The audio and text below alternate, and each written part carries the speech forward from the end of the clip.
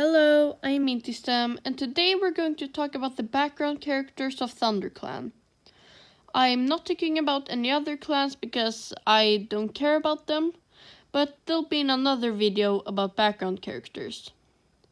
So, a big complaint about warriors is that there are so many background characters and that they don't have any personality. So, based on canon information on the wiki, I have done my best to give as much character as I can to them, but most of it will still be headcanon. I won't waste any more of your time, so let's get started. Mouse Whisker is a bit adventurous, but isn't the type to think before he does things, and can be pretty stupid at times. But the battle with the Dark Force made him realize that to best help his clan, he needs to think more about what he does. And this helped him grow so much that some cats thought he would be a good leader when everyone was upset at Lionblaze. He was close to his sister Hazeltail and mentor Spiderleg, and was devastated when the former died. After it was revealed Mouse Whisker trained in the Dark Forest, Spiderleg stopped hanging out with him, and they never got their friendship back before the latter died. When Hazeltail was dead and Spiderleg wanted nothing to do with him, he felt lonely and tried becoming friends with other cats. He briefly hung out with Cherie, but their friendship did not last. But soon after, he developed a good friendship with his half-sister Rosepetal, and they spent most of their days together until Rosepetal tragically died in battle. After this, he has put most of his focus on being there for his mother, who is devastated after losing 4 of her 5 kids. He and Bayshine aren't that close, they don't hate each other, but they're not friends. This isn't all about him. When he was an apprentice, he got a crush on a River Clan apprentice named Minnowpaw, and during the gatherings they would always hang out and show off their skills. But after the Battle of Eclipse, they drifted apart as their clans kept a close eye on who was hanging out with who. But then, when they started training in the Dark Forest, they immediately became friends again, and eventually fell in love. After this, they decided to sometimes meet in secret during the night at the Gathering Island, and they're together to this day. They're happy about the code changes, but are questioning if one of them should switch clans, as Minnowtail is worried about her clan and the situation they're in, and Mouse Whisker doesn't want to leave his mother when he's her last surviving kit. Cherie is quiet and usually doesn't speak unless spoken to. She's an introvert and prefers to just be with her brother Mole Whisker. She's not a big fan of change, whether the changes are small or big, so she isn't the biggest fan of the code changes going on. But she doesn't talk much about that except with her brother. She really enjoyed mentoring Sparkpelt and looks forward to hopefully having another apprentice soon. She seems to be interested in mentoring Grey Kit. Cherie loves kits, but she doesn't want to have any of her own, as she prefers to not have kits. Speaking of her brother, Mole Whisker started off as quiet, but his short mentorship of Alderpaw and the quest he went on helped him become more talkative. However, he still stayed fairly introverted and only hangs out with his sister. Just like her, he's pretty conservative and at first opposed SkyClan's place at the lake, but warmed up a bit after a journey with them. He and his sister both opposed the new code changes, but he doesn't see anything as he prefers to be in the background and not heavily involved in drama. Eaglewing was close with her mentor Amber Moon and was devastated when she died. She's very close with her father and is a hard worker just like him. Some cats want her to take a break sometimes, but she just says that she's fine and continues with whatever she's doing. She seems to have inherited Thornclaw's place as the patrol guy now that he's retired. She doesn't have any friends and just kind of spends time with everyone, but that's only if she isn't with her father, whom she's with 99% of her free time. Her closeness with her father is a reason she's pretty conservative, and she's against most code changes except the remove leader rule. She had an okay relationship with her siblings, but they've drifted apart during the whole code changing mess, as her living siblings are both more progressive. The relationship completely broke down when it was revealed Shelfer was with a Wind Clan cat called Fernstripe, as Eaglewing is strongly against cross-clan relationships. But Eaglewing will at least try to treat Fernstripe like a clanmate, though she'll always keep an eye on her. Eaglewing is usually a kind cat who puts her clan first. If another clan is in danger, she first wants to know if it would affect ThunderClan, as she doesn't want to see her clanmates get hurt. She's also more patient, unlike her father, and she doesn't talk as much about her opinions. But if you get her to talk, she's very open and passionate about her views. She's also a good debater, pushing other cats into corners even when her opinions are considered wrong by most. And as I mentioned, she is patient. But if you piss her off, you're in real trouble. She'll usually say bad things she doesn't mean and ignore you for a day or two. She usually apologizes afterwards. Plumstone is also close to her father, but not to the point where it affects her views that much, except for that one time in Squirrel Flies Hope. Except being a bit sassy and rude at times, she's a typical nice cat who doesn't stand out. She does, however, have a short temper and says silly things at times. She is friends with her brother Shelfer and her first cousin 2 times removed Flipclaw. After a silly fight with Thriftier, they also talk sometimes, but not too often. She's closest to Shelfer, and when Eaglewing confronted him about Fernstripe, she defended him, leading to her and her brother distancing themselves from their sister. Shelfer is going through a tough time right now. He was mentored by a more conservative cat and is the son of a conservative cat. As a result, he was also conservative, obsessed about the warrior code and tradition, and had mostly conservative friends. But that was about to change. He met a she-cat from Wind Clan called Fernstripe, and they fell in love. This destroyed everything he'd been raised on. In a world surrounded by cats obsessed with tradition, he'd been told how awful half-clan relationships are, and he had agreed.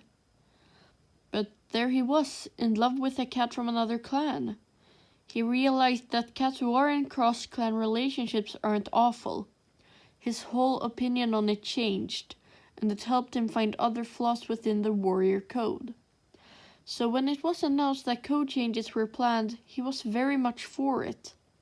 But he didn't voice his support openly as he was afraid of losing his friends who were all against the code changes. When the code was officially changed, he wasn't sure if he or Fernstripe should switch.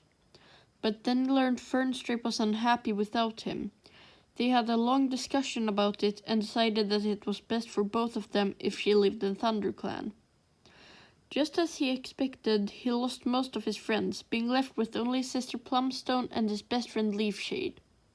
He's a bit snappy and can be quick to anger, but he doesn't take it out in an unhealthy way. Overall, he's just a good cat. Leafshade is part of the conservative clique, consisting of her, Honeyfur, Tuft, and formerly Shelfer. She's a bit snappy and grumpy and is vocal of her opinions. She's the only one of the clique who still hangs out with Shelfer, after his romance with Fernstripe was revealed, but she still also hangs out with Honeyfur and Tuft. She doesn't want kids but would be perfectly happy if she found a mate. Leafshade's sister Honeyfur is sassy and defensive. She believes she's always right and refuses to admit she's wrong. But there's a softer side to her that she rarely shows, where she's comforting and nice, especially to kids. Honeyfur loves kids and is frustrated that she hasn't fallen in love with anyone yet, as she wanted to start a family in what seems like forever. She's part of the clan's conservative clique. It's unclear where or how she got her views, as the only conservative she really knows is Whisker, who doesn't share his opinions that much. She's openly against the code changes, as she considers half-clan relationships traitorous. Her best friend is Tuft, and they do almost everything together. She's also pretty close with Leafshade, but is disappointed that her sister still hangs out with Shelfer. She doesn't regret following the imposters. In her eyes, she was just following the warrior code and listening to her leader, so she gets defensive every time someone brings it up. Tuft has grown up always being compared to her aunt Hollyleaf, and based on what she heard from cats who remember the latter, she's not nearly as skilled. Hollyleaf was a skilled fighter who learned every move naturally. She was one of the best hunters in ThunderClan, and she died a hero in the clan's biggest war. But Tuft is just average. She's an average fighter, she's an average hunter, and doesn't stand out in any way. At first she thought it was cool that she's named after such a hero, but when she realized that Hollyleaf was the only thing cats saw in her, despite being a whole different cat, it got annoying quickly. and she distanced herself from others as it felt like everyone was comparing her to Holyleaf. She could not even express her opinion without hearing that, oh, Holyleaf would agree with that, or Holyleaf would hate what she's saying. She just avoided everyone. She felt super alone, but it was better than always being expected to be something you aren't. But shortly after Leafshade and Honeyfur became warriors, they invited her to some conversations. They were from a generation born after the Great Battle, and therefore didn't remember Holyleaf. So she never heard any single comment about Holyleaf when with them, and it felt so refreshing. She started hanging out with them more and found out that they shared more beliefs than they thought. Eventually they became friends, and Tuft was happy to finally have a group that she was comfortable being around. They became the new generation of conservatives, and while Tuft isn't as conservative as her friends, she still believes in things like following the warrior code strictly. After Shelfer became a warrior, he joined their little group, but was recently kicked out over you-know-what. Normally this wouldn't be enough to make Tuft break off a friendship, but she never liked Shelfer. She found him whiny and annoying, so she just used the situation to get away from him. She has noticed Eaglewing spending a lot of time alone lately, and has a good guess why. Knowing that Eaglewing shares most of Tuft's, Honeyfur's, and Leafshade's views, she's thinking of maybe inviting her to their clique. Tuft is against all code changes except one, that being the removal of the word of the clan leaders, the warrior code. Though she's strongly against the code changes, she wants the discussions to remain as discussions. She wouldn't fight against their own clan to change back the code. However, she isn't so sure about Honeyfur, who has mysteriously been sneaking out of camp lately. Tuft definitely plans on following her if this continues happening. Tuft feels bitterly about her parents. Her whole childhood they pressured her to act like they think Holyleaf would have.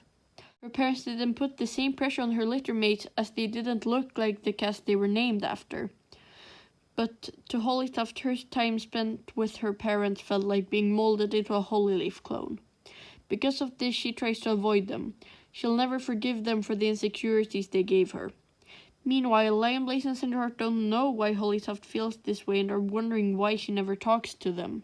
Junos is just an average cat who wants the best for his clan. He likes to sound mature but also loves to play and act childish sometimes. After Snowbush died, he and Ambermoon became closer than they were before, and he was devastated when she died. He was friends with Snaptooth before the latter left ThunderClan, and today is friends with Lilyheart and Flipclaw. He and Swirlstripe, his mate, aren't actually in love but stay together for their kits. Flipclaw acts more like a kid than a warrior. He's playful and excited and very talkative. He is, however, kind of dumb and says the wrong things. But he loves to explore. He always wondered what the world was like outside of the clan territory. And then he finally got the chance to find out. When multiple cats in ThunderClan decided to go on a wander, he decided to go with them. Not because he wanted to leave ThunderClan, but because he wanted to explore. He doesn't regret it and would gladly do it again. He's friends with his sister Thriftier and his former mentor Junos and Plumstone. Thriftier is very different from her brother. She's angry and snappy. Every time she does something bad, she tries to justify it instead of owning up to it. And she's really bad at hiding which cat she dislikes. If she's angry at you, she will avoid you and often refuse to speak to you. And the few times she does talk to you, she's overly sarcastic like, "Oh, did I offend you? I'm so sorry." Because of her personality, the only one who wants to hang out with her is her brother Flipclaw, so he is her only friend. No one knows where she got her personality from. Bayshine and Myrtlebloom are just happy to finally be warriors and are intent on helping their clan as it's coming out from a really hard time. Bayshine usually hangs out alone. He's obedient and doesn't question authority. Myrtlebloom was briefly friends with Nightheart early in their apprenticeships, but now hangs out more with Finchlight. And that was all I really have to say. I hope you found this video interesting. I was originally planning on including Shadow Clan, but this video became longer than I expected, so I'll have to give them their own video. Sky Clan isn't a POV anymore, so they're not getting a video for now. I also haven't read their super editions, which I must do soon. And we haven't gotten enough River Clan content yet, so they'll also have to wait. That's all. Bye.